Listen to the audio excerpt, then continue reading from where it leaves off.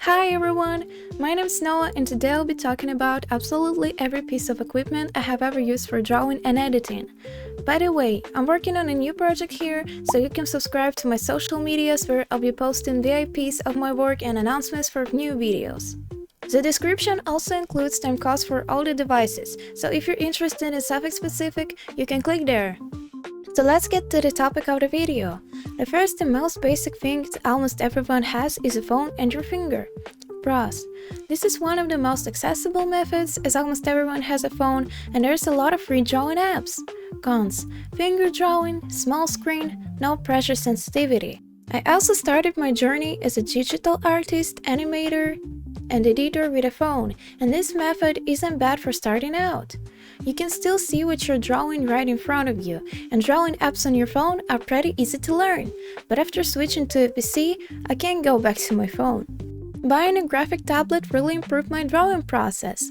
I could draw on my computer, where I had a larger screen, and I could also draw with my hand, not just my finger. But even if you don't have a computer or laptop, I can still recommend buying graphic tablets for your phone. There are graphic tablet models that can be connected to your phone, which solves the problem of pressure sensitivity and finger drawing. Just make sure it's compatible with your phone and even has the ability to connect to it. Well, let's move on a second device I had. A graphics tablet, specifically a graphics tablet with a PC or laptop combo. Pros. It's affordable, has pressure sensitivity, easy to transport, and upright posture. Cons. You have to draw while looking at the screen, which can be quite unusual for some.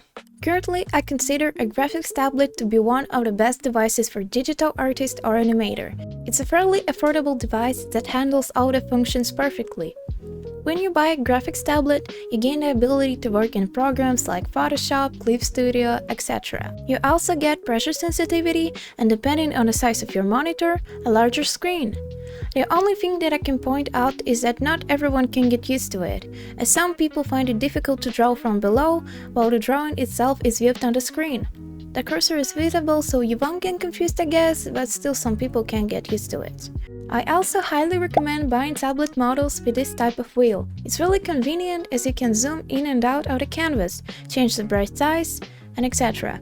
But I personally worked on an XP Pen Deco V2 for 3 years and I also was very happy with it. Next up is pen display. Pros.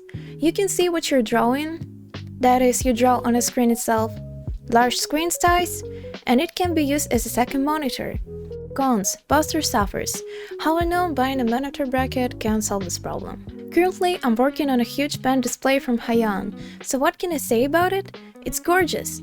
Although I'm someone who really enjoys drawing on a graphic tablet, pen display has really changed my life. The obvious advantage is that you can see what you're drawing directly under the stylus. Another advantage that you can draw from the shoulder. After all, it feels more like drawing in real life on pen display than on a graphic tablet. I would recommend a pen display more to artists or animators working in traditional animation. People who only edit probably won't need one. I also bought a remote control for my pen display, also from Haiyan, and I highly recommend purchasing a remote control as an additional accessory for any device, phone, tablet, and pen display too. It's a very convenient thing as you can use the wheel to zoom in and out of the screen and increase or decrease the brush size.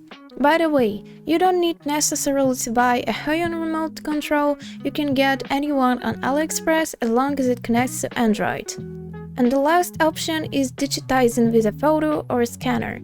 This is also a cheap method. It's probably better to scan your work rather than take photos, as taking photos often throws off perspective.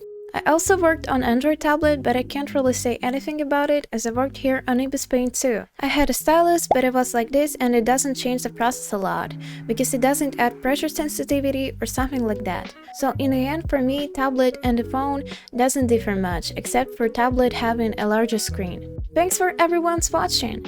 I hope you like this video because my experience in using those devices are really quite huge.